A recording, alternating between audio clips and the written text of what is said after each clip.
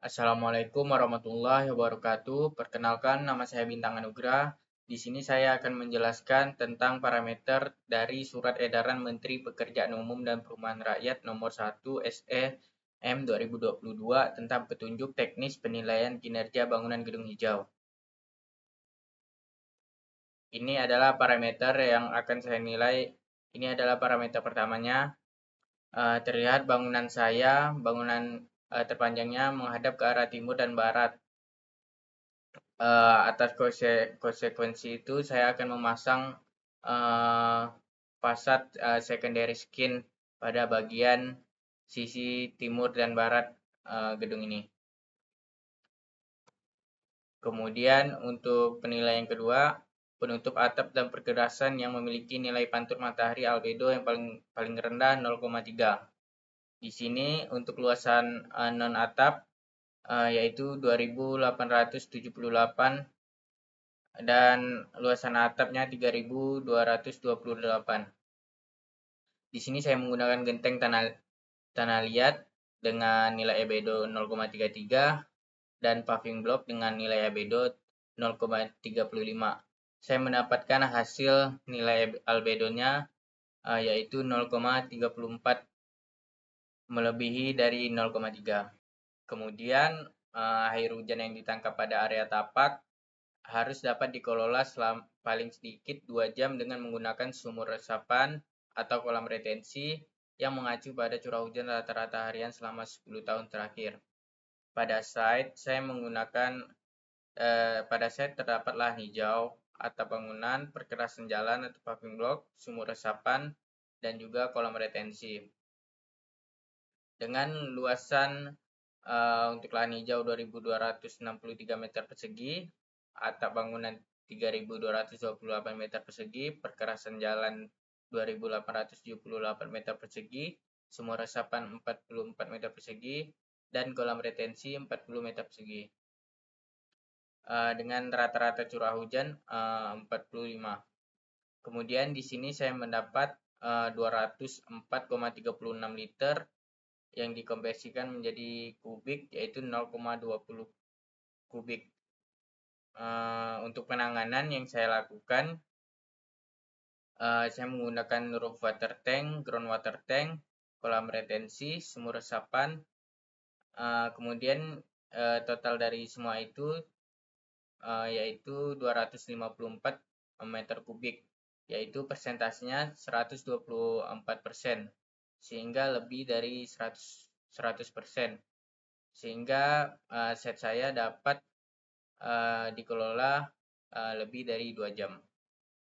Kemudian parameter penilaian kinerja selanjutnya yaitu nilai jumlah tajuk vegetasi dibanding area tapak paling sedikit 20%. Di sini saya menggunakan 3 tanaman yaitu trambesi, lontar, dan kiara payung. Untuk pohon trambesinya terdapat 28 buah, pohon lontarnya 43 buah, dan kiara payungnya terdapat 11 buah. Di sini saya mendapatkan total cakupan hijaunya yaitu 2032 dengan luasan tapak 10.000. Di sini saya mendapatkan jumlah tajuk dibanding tapak yaitu 0,20. Jadi saya mendapatkan persentase jumlah tajuknya mencapai 20%. Kemudian untuk parameter selanjutnya, apabila BGH dibangun di lahan terkontaminasi limbah B3, maka wajib melaksanakan pemulihan lahan terlebih dahulu. Karena lahan saya tidak terkontaminasi B3, jadi tidak perlu dilakukan pemulihan lahan terlebih dahulu. Kemudian untuk parameter selanjutnya, luas area hijau terdapat persenan yang harus terpenuhi. Untuk lahan saya hanya dapat persentase untuk luas area hijau yaitu 20,25%. Kemudian direncanakan melakukan penanaman vegetasi yang berfungsi sebagai penundu. Pilih salah satu. Di sini pohon yang saya pilih memiliki lebih dari satu fungsi. Terdapat banyak fungsi untuk pohon yang saya pilih. seperti peneduh, penyaring suara, penyaring debu, dan penyaring bau. Kemudian memiliki jalur pedestrian dengan arah yang mengakses antara luar gedung menuju ke jalur masuk atau entrance. Di sini saya menggunakan jalur khusus pejalan kaki untuk masuk ke lobi dari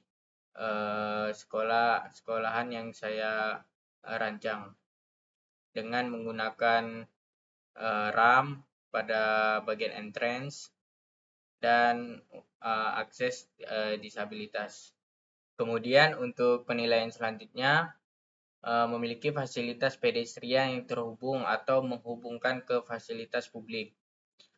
Di sini saya menghubungkan lokasi tapak saya dengan Taman di Gulis Pontianak dengan panjang yaitu 398 meter dari tapak saya. Di sana juga terdapat marka zebra cross, perintah menggunakan jalur atau lajur pejalan kaki, serta di sana juga terdapat jalur pesepeda. Kemudian untuk parameter selanjutnya memiliki fasilitas pengguna sepeda yaitu tempat parkir khusus yang rasio parkir sepeda paling sedikit 1% dari jumlah penghuni. Setiap tambahan 1% diberi nilai 1 dengan nilai paling banyak 3 poin. Di sini saya mengambil 3% dari siswa sekolah saya, yaitu 576, dikali 3%-nya, yaitu mendapatkan 18 parkiran sepeda. Di sini juga terdapat jalur khusus pesepeda yang langsung mengakses dari pintu masuk sekolah langsung ke parkiran sepeda. Memiliki jalur khusus pesepeda. Kemudian untuk parameter selanjutnya, fasilitas pesepeda tersebut memiliki akses dekat dengan shower atau tempat pemandian dari pengguna sepeda dengan rasio 2 unit untuk 25 parkir sepeda. Karena saya 18 parkir sepeda, jadi jumlah showernya hanya 2, satu untuk wanita dan satu untuk pria. Kemudian untuk parameter selanjutnya, lahan parkir memiliki fasilitas SPKLU. Di sini saya menggunakan SPKLU pada sekolahan saya terdapat.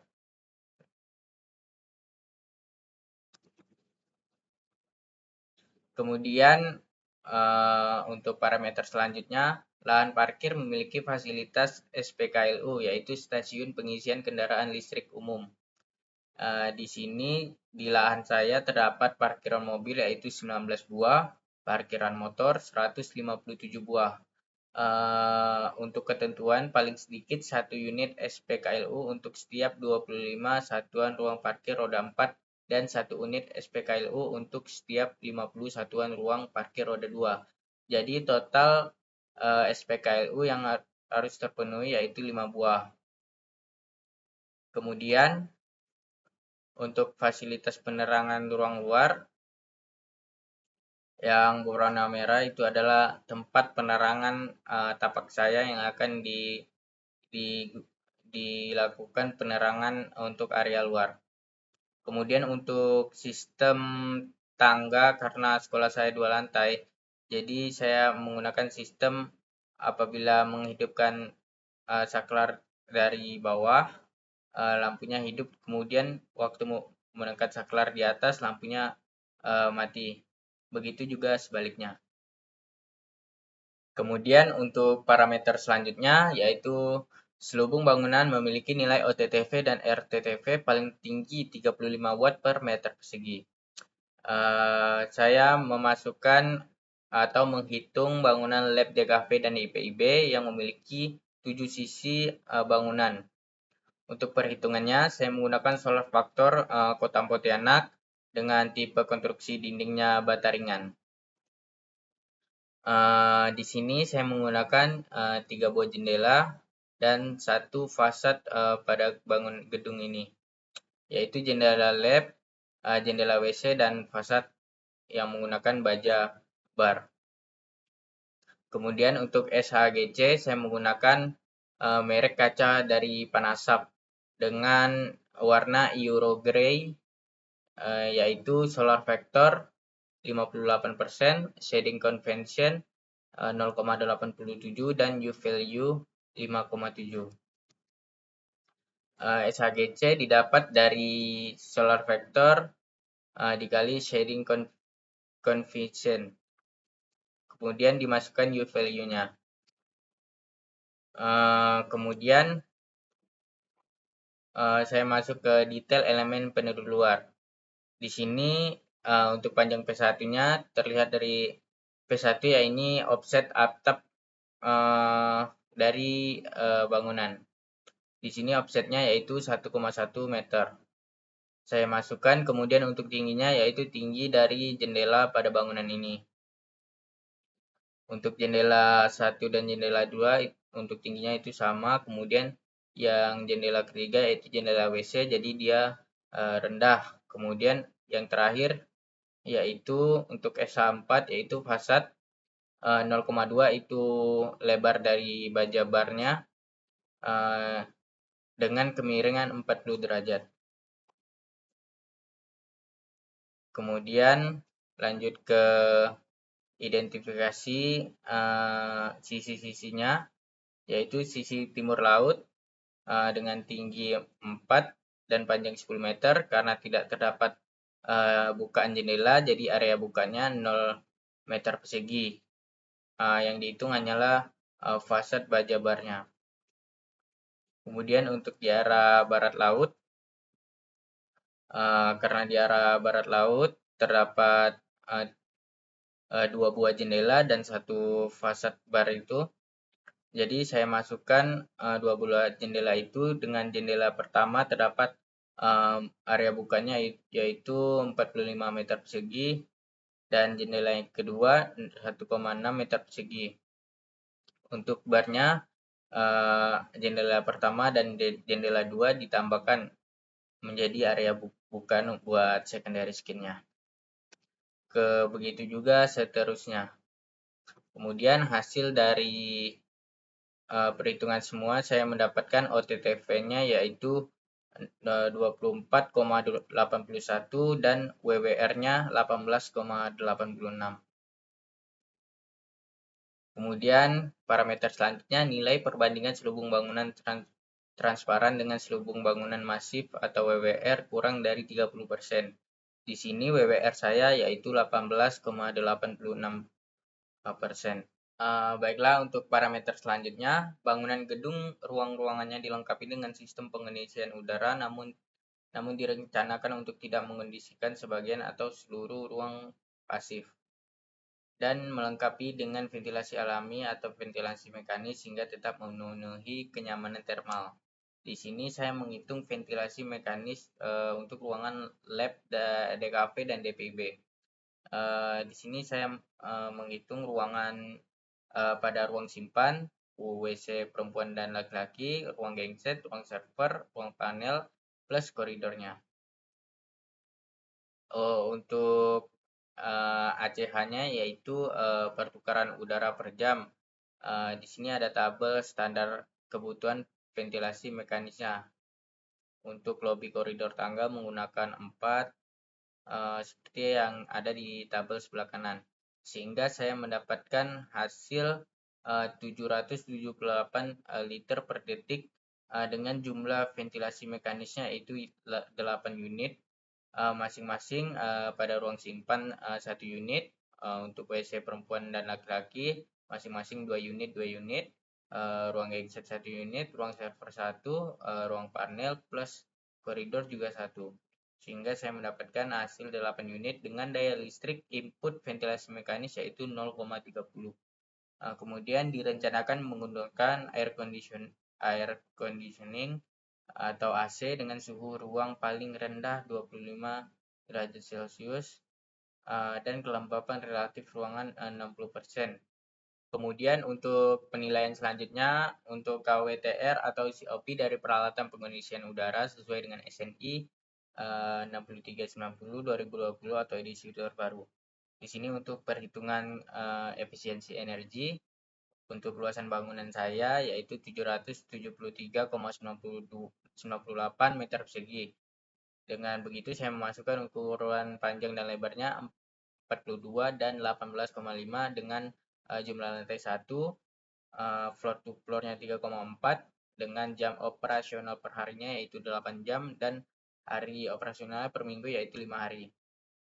Kemudian saya menggunakan AC split dengan area servis yaitu 200 meter persegi. Kemudian untuk perhitungan konsumsi sistem pencahayaan untuk lighting power density selama jam operasional saya menggunakan 9,36 dan selama jam non operasional saya menggunakan 1. Kemudian untuk jumlah titik lampu di zona pencahayaan alami saya menggunakan 30%. Sehingga mendapatkan pengurangan konsumsi energi sistem pencahayaan yaitu 9,44%. Kemudian konsumsi energi sistem lainnya untuk cloud saver power density selama jam operasional saya menggunakan 8. Power density selama non operasional saya menggunakan 0,8. Untuk daya listrik input ventilasi mekanis itu saya masukkan 0,3 dari perhitungan ventilasi mekanis sebelumnya yaitu 0,3 dan juga laju aliran udara ventilasi mekanis untuk ruangan laboratorium yaitu 381 liter per detik dengan jumlah orang yaitu 76 orang. Kemudian untuk informasi ruangan yang dikondisikan atau menggunakan AC, untuk total ruang yang menggunakan AC yaitu 530 meter persegi dengan total luar area fasad atau paveware yaitu dinding area luar yaitu 399,5 dan total luas area dinding yang bersebelahan dengan ruang yang tidak menggunakan AC yaitu 153,8 meter persegi. Untuk OTTV-nya dari perhitungan tadi dapat 24,81. Kemudian suhu udara luar dan RH udara luar dan menghasilkan untuk suhu udara luar yaitu 33 derajat dan RH-nya 74%. Kemudian untuk beban pendingin dari selubung bangunan, total pengurangan beban panasnya mendapat 43,79%. Untuk kepadatan beban pendingin dari penghuni, untuk kepadatan penghuninya saya menggunakan 12 dari baseline-nya yaitu 10. Mendapatkan pengurangan beban panas seorang 15,9%. Kemudian untuk beban pendingin dari udara segar untuk ventilasi. Di sini saya masukkan juga angka AH udara luar dan AH udara dalam. Dengan jumlah udara segar per orang yaitu 5,5. Kemudian untuk total beban pendingin sistem pengisian udara atau AC, di sini total beban pendingin sistem AC selama jam operasional dengan satuan KW. Di sini saya mendapatkan 38,99 dan untuk TR-nya saya mendapatkan 11,9. Untuk penurunan beban pendinginan sistem AC saya mendapatkan 27%. Kemudian untuk konsumsi energi sistem AC split, di sini saya menggunakan AC dari Panasonic dengan KWTR-nya yaitu 1030. Sehingga untuk total konsumsi energi sistem AC split per tahunnya saya mendapatkan 23.754 dan pengurangan konsumsi energi sistem AC split-nya yaitu 37,73%. Kemudian untuk hasil perhitungan konsumsi energi bangunan gedung dengan sistem AC split, di sini setiap saya mendapatkan penghematan konsumsi energi 28,57%. Setiap penghematan 2% diberikan nilai 1 poin, sehingga saya mendapatkan nilai poin yang diperoleh 5. Terdapat rencana penghematan konsumsi energi listrik dengan melakukan perhitungan konsumsi energi listrik yang lebih rendah dibandingkan baseline.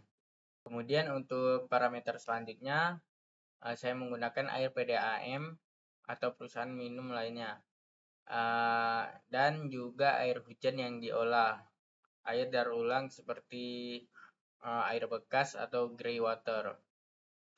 Di sini ada parameter selanjutnya, direncanakan meter air dipasang dengan setiap sistem keluaran air tanah. Terdapat perhitungan rencana penghematan konsumsi air dalam bentuk neraca air. Nah, di sini saya mengisi data untuk melakukan perhitungan dari neraca air. Untuk GFA-nya di sini saya hitung untuk bangunan saya terdapat 774 dengan luas area servisnya 159. Kemudian untuk penghuninya yaitu 72 orang dengan luasan atap 1257, luasan area hijaunya 263, data hari hujannya yaitu 45%. Kemudian untuk data saniternya, untuk keran saya menggunakan 4 dengan presentasi 100%. Kemudian urinal saya menggunakan 2. Kemudian yang terakhir jet spray saya menggunakan 5. Sehingga untuk keran mendapatkan 384, untuk urinal 317, dan jet spray 542. Kemudian selanjutnya untuk siraman taman, untuk closet atau flowsing saya menggunakan 5, dengan konsumsi untuk siram tanam yaitu 1314 dan untuk WC-nya 679, dengan keluaran airnya 3235 dan standarnya 5362. Untuk curah hujan rata-rata harian 7,3 dan faktor limpasan air dari atap 50%. Baik, untuk selanjutnya ini adalah pilihan sistem air yang saya gunakan. Saya gunakan PDAM 100% dari air hujan, yaitu air bersih, kemudian air keluaran atau diolah menjadi grey water, yaitu air dari keran, wudhu, shower. Kemudian untuk hasil black water, semua dari urinal, jet spray, dan flushing saya buang. Kemudian untuk keran, wudhu, shower, urinal, jet spray selalu dari air bersih. Kemudian untuk kloset menggunakan air bersih, dan siram taman saya menggunakan air dari daur ulang. Kemudian untuk selanjutnya di sini untuk air bersihnya 1921 dan air daur ulangnya yaitu 1314. Untuk air dari wastafelnya dari hitungan tadi saya mendapatkan 384, sehingga kurang 930. Jadi untuk air hujannya saya isi 1921 dan untuk menjadi kualitasnya yaitu 930, sehingga neraca air hujannya menjadi seimbang. Baiklah, ini untuk perhitungan neraca air standar hari kering untuk penghematan. Ini adalah hasil penghematan konsumsi air 5.362 dari neraca hari hujan 100%. Dari baseline-nya 5.362 dikurang konsumsi perencanaan yaitu 2.851 dengan hasil 2.511 yaitu 46,8%. Kemudian ini untuk skematik air kering dan air hujan. Kemudian untuk parameter selanjutnya ada komitmen dari pengelola bangunan gedung untuk menjadikan gedungnya bebas asap rokok, dan ada peringatan dan rambu larangan perokok di seluruh bagian bangunan gedung. Apabila tersedia area merokok maka disiapkan terpisah dari bangunan gedung. Untuk gedung sini saya menempatkan untuk area kantin, pintu masuk lobi kantor, tangga, lab, parkiran, bengkel, perpustakaan, dan masjid. Untuk area-area yang terdapat SIG dilarang merokok. Kemudian untuk parameter selanjutnya, setiap ruangan termasuk ruang yang dilengkapi sistem pengisian udara harus dirancang memiliki sistem ventilasi dan disediakan suplai udara. Seperti perhitungan yang saya lakukan tadi, saya menggunakan ventilasi mekanis untuk udara dapat keluar dan masuk ke dalam ruangan tersebut. Kemudian untuk selanjutnya, untuk pengolahan sampah di gedung direncanakan komitmen untuk pengolahan sampah dengan prinsip 3R. Di sini terdapat tempat pengolahan sampah saya, yaitu berada di belakang site atau tapak yang saya gunakan.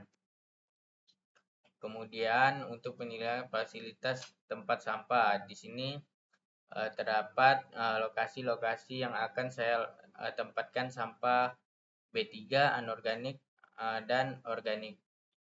Untuk lokasi-lokasinya dapat dilihat dari Edena site plan saya ini.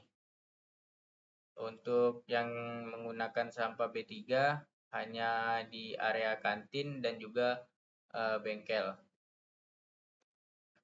Kemudian ini adalah perhitungan untuk volume sampah dan berat sampah dari penghuni sekolah yang saya hitung.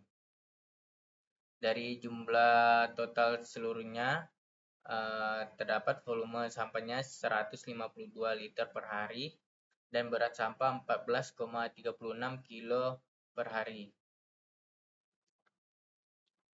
Kemudian untuk limbah. Di sini untuk limbah bengkel akan ditampung, kemudian diambil oleh pihak industri atau perusahaan atau pihak ketiga yang akan diolah menjadi bahan seperti pelumas dan bahan bakar industri.